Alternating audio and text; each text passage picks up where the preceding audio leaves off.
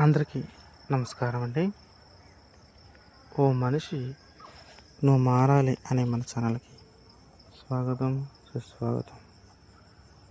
ఓ మనిషి నువ్వు మారాలి అనే మన ఛానల్లో ఈరోజు మనం చెప్పుకుపోయే టాపిక్ ఏమిటంటే, మనం ఇంతకుముందు గాలి పీల్చాము, నీరు తాగాము, ఆహారం తిన్నాము, మరియు వాటిని మన శరీరంలోకి చేరవేసే రవాణా వ్యవస్థ గురించి చెప్పుకున్నాం. మరి వీటిని బయటికి పంపే వ్యవస్థ కూడా మన శరీరంలో ఉందండి. అదే విసర్జన వ్యవస్థ. దాని గురించి ఈరోజు మనం చెప్పుకుంటున్నాము. మన ఇంట్లో ప్రతిరోజు చెత్త తయారవుతుంది. దాన్ని బయటపడేయకపోతే ఇల్లంతా తరువాతన పుడుతుంది కదా.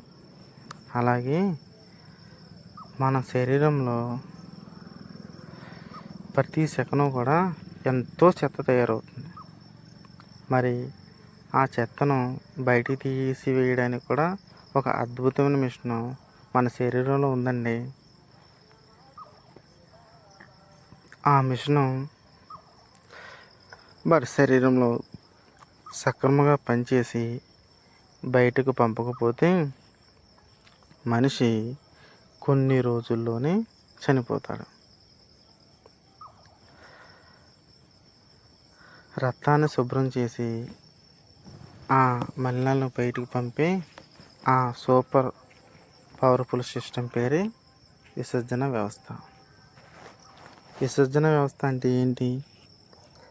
మానవ శరీరంలో కణాలు పనిచేసేటప్పుడు అనేక రసాయన పదార్థాలు విడుదలవుతాయి. ఉదాహరణకు యూరియా, కార్బన్ డైఆక్సైడ్. రక్త ప్రసరణ వ్యవస్థ ఈ మలినాలను సేకరించి ఆయా విసర్జన అవయవాలకు చేరవేస్తుంది. అక్కడ రక్తం శుభ్రపడి మలినాలు శరీరం నుండి బయటకు పంపబడతాయి. శరీరంలోని మలినాలను బయటకు పంపే ముఖ్యమైన అవయవాలు ఉన్నాయి. అవి ఏంటో తెలుసా? మొదటగా మూత్రపిండాలు. ఇవి విసర్జన వ్యవస్థలో అత్యంత ప్రధానమైనవి.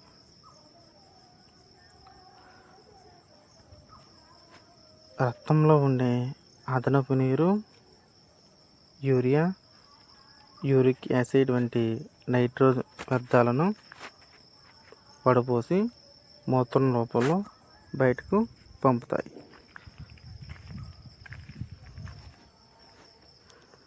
తర్వాత ఊపిరితిత్తులు. కణ శ్వాసక్రియలో విడుదలయ్యే హానికరమైన కార్బన్ డైఆక్సైడ్ వాయువును మరియు నీటి ఆవిరి ఇవి రక్తం నుండి వేరు చేసి ఉచ్ఛ్వాస నిశ్వాసాల ద్వారా బయటకు పంపుతాయి. తర్వాత చర్మం.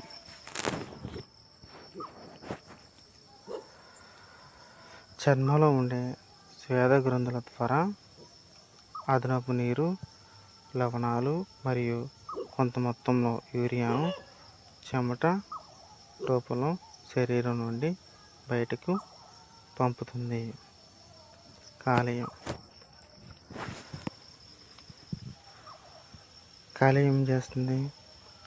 శరీరంలోని విషపూరిత పదార్థాలను అంటే విరిగిపోయిన ఎర్ర రక్త కణాలను విచ్ఛిన్నం చేసి వాటిని హాని లేని పదార్థాలుగా మారుస్తుంది. అంటే మన బ్లడ్లో తెల్ల రక్త కణాలు, ఎర్ర రక్త కణాలు అనేవి ఉంటాయి.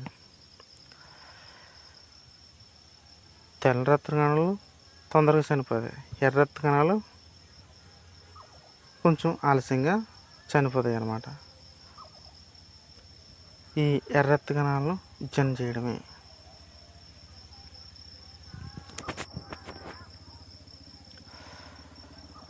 తర్వాత పెద్ద పేగు. జీర్ణకాని ఆహార పదార్థాలు మరియు మల పదార్థాలను శరీరం నుండి బయటకు విసర్జిస్తుంది. మానవ మూత్ర విసర్జన వ్యవస్థ నిర్మాణం. ఈ కిందన్న ఈ డయాగ్రామ్ పైకి నిమిత్తంగా వస్తుంది చూడండి, ఎలా వస్తుంది.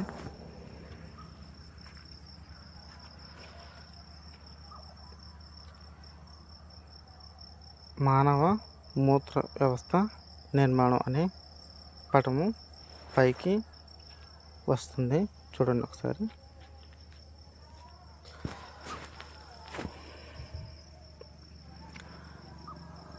రక్తంలో ద్రవరూప మలినాలను ఉడపేసి ముఖ్యమైన విసర్జన వ్యవస్థ ఈ కింది భాగాలను కలిగి ఉంటుంది. ఏంటంటే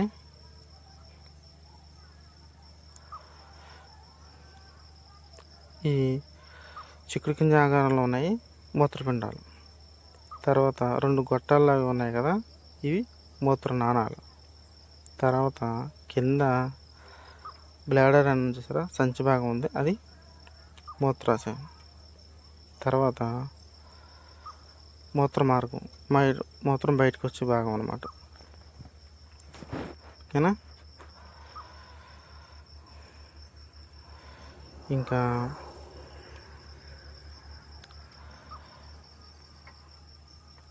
ఈ మూత్రాలు పిండాలు బాగా పనిచేయాలంటే ఈ నీరు ఎక్కువ మనం తాగాలి. ఈ మూత్రపిండాలలో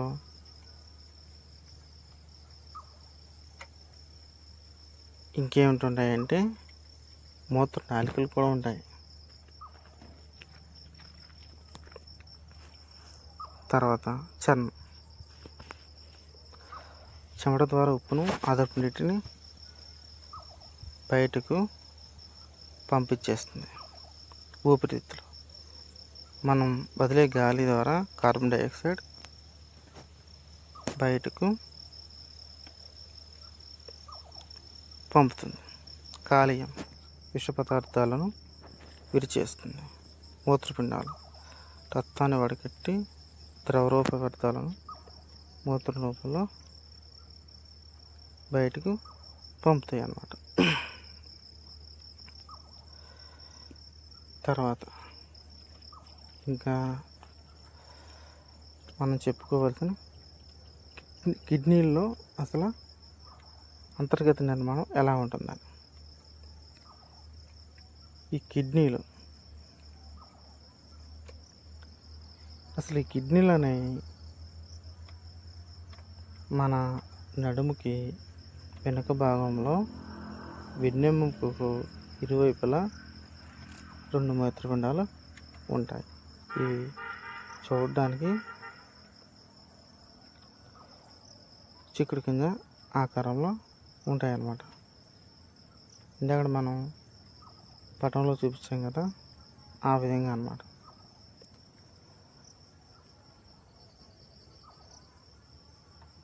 తర్వాత గుండె పంపే రక్తం,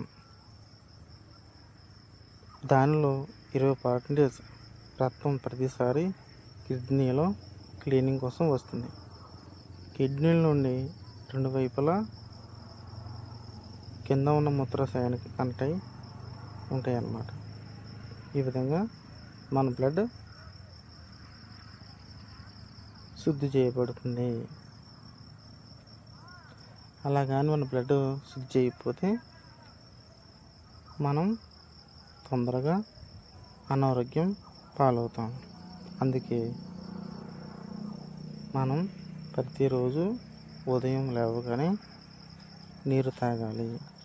తర్వాత మన దినచర్యలు ప్రారంభించాలి. మనం దినచర్యలు ప్రారంభించేటప్పుడు కూడా మధ్య మధ్యలో దాహం వేసినప్పుడల్లా నీరు తాగాలి. పని హడావిడిలో పడి మర్చిపోతే అది మన ఆరోగ్యానికి హానికరం. టోటల్ మన బాడీలో సిస్టమ్ పాడైపోతుంది అన్నమాట. కాబట్టి నెఫ్రాన్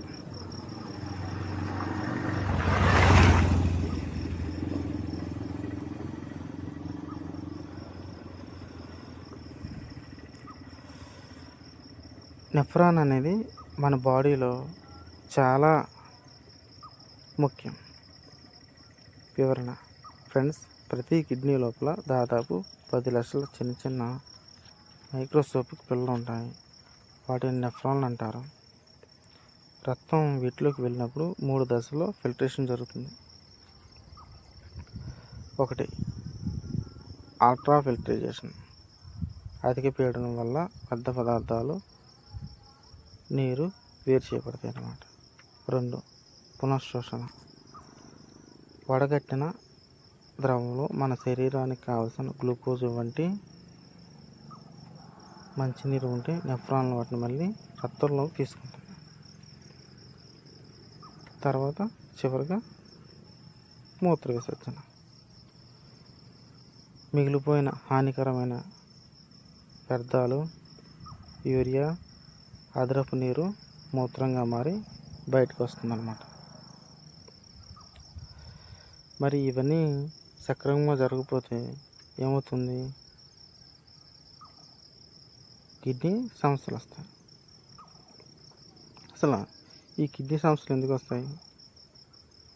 శరీరంలో నీటి శాతం తగ్గి లవణాలు పెరిగిపోవడం వల్ల రాళ్ళు ఏర్పడతాయి. ఇలా రాళ్ళు ఏర్పడినప్పుడు 1 సారి, 2 సార్లు, 3 సార్లు, 4 సార్లు అలా ఏర్పడగా కొన్ని రోజులకి మన శరీరం లోపల ఈ మూత్రపిండ వ్యవస్థ దెబ్బతింటుంది. అప్పుడు రక్తం వరగొట్టబడదు. అప్పుడు మనం డయాలసిస్కి వెళ్ళవలసి వస్తుంది. ఎవరికైనా ఎప్పుడైనా 2 కిడ్నీలు పాడైపోతే రక్తాన్ని శుభ్రం చేయడానికి వాడే కృత్రిమ మిషన్ డయాలసిస్. ఈ డయాలసిస్ అనేది ప్రత్యక్ష నరకం అండి. చూసారా, చిన్న చిన్న పొరపాట్ల వల్ల మనం ఎంత బాధ అనిపిస్తాం. కనుక ప్రతిరోజు నీటి విషయంలో జాగ్రత్తగా ఉండండి. ప్రతిరోజు 3-4 లీటర్ల నుంచి నీరు తాగాలి. ఉప్పు వాడకం తగ్గించాలి. పెయిన్ కిల్లర్ ట్యాబ్లెట్స్ ఎక్కువగా వాడుకోవాలి. కొంతమంది చిన్నదానికి పెద్దదానికి నొప్పి అని చెప్పి ట్యాబ్లెట్స్ తీసుకుంటూ ఉంటారు. అది మంచి పద్ధతి కాదు. తర్వాత ఇంకా చెప్పుకోవాలంటే అసలు ఈ విసర్జన వ్యవస్థ అంటే ఏంటంటే శరీరంలోని రక్త ప్రసరణ వ్యవస్థ ద్వారా ప్రవహించే ద్రవరూప వ్యర్థాలను వడపోసి బయటకు పంపే 5వ ముఖ్యమైన అవయవాల సమూహమే మానవ విసర్జన వ్యవస్థ. ఇది శరీరంలో నీటి శాతాన్ని, లవణాల సమతుల్యతను కాపాడటంలో కీలక పాత్ర పోషిస్తుంది. చూసారా ఫ్రెండ్స్, మనకు తెలియకుండానే, మన ప్రమేయం లేకుండానే మన లోపల ఉన్న మూత్రపిండాలు కానీ, చర్మం కానీ, ఊపిరితిత్తులు కానీ రాత్రి పగలు అనకుండా ఒక నిరంతర శ్రామికుడిలా పనిచేసి మనల్ని బ్రతికిస్తున్నాయి. ఇవన్నీ జరిగితేనే మనం బతుకున్నట్టు. ప్రకృతి మనకి ఇచ్చిన ఈ అద్భుతమైన ఫిల్టరింగ్ సిస్టమ్ను కాపాడవలసిన బాధ్యత మన పైన ఉంది. కానీ ఈ రోజుల్లో మనం ఏం చేస్తున్నాం? 4 రుచి కోసం జంక్ ఫుడ్స్ తింటూ, కూల్ డ్రింక్స్ తాగుతూ, కనీసం మన శరీరానికి సరిపడా మంచినీళ్ళు కూడా మన శరీరానికి ఇవ్వట్లేదు. దీనివల్ల మన కిడ్నీలను మనమే చేతులారా పాడు చేసుకుంటున్నాం. ఓ మనిషి, నువ్వు మారాలి. అవును, మన అలవాట్లు మారాలి, మన జీవనశైలి మారాలి. మన ఆరోగ్యాన్ని కాపాడుకోవడంలో మనం మరగపోతే రేపు హాస్పిటల్ బెడ్ మీద పడవలసి వస్తుంది. కాబట్టి ఈ రోజు నుంచి మీ శరీరానికి తగినంత నీటిని ఇవ్వండి, ఆరోగ్యాన్ని కాపాడుకోండి. ఈ సారం మీకు నచ్చిందని, మిమ్మల్ని ఆలోచింపజేసిందని నేను నమ్ముతున్నాను. ఓ మనిషి నువ్వు మారాలి మన ఛానల్ ఇప్పుడే సబ్స్క్రైబ్ చేసుకోగలరు. అలాగే ఈ వీడియోను మీ కుటుంబ సభ్యులకు, స్నేహితులకు షేర్ చేసి వారితో కూడా మార్పు తీసుకురండి. మరో మంచి టాపిక్తో మళ్ళీ కలుద్దాం. అంతవరకు సెలవు. నమస్కారం. జై హింద్.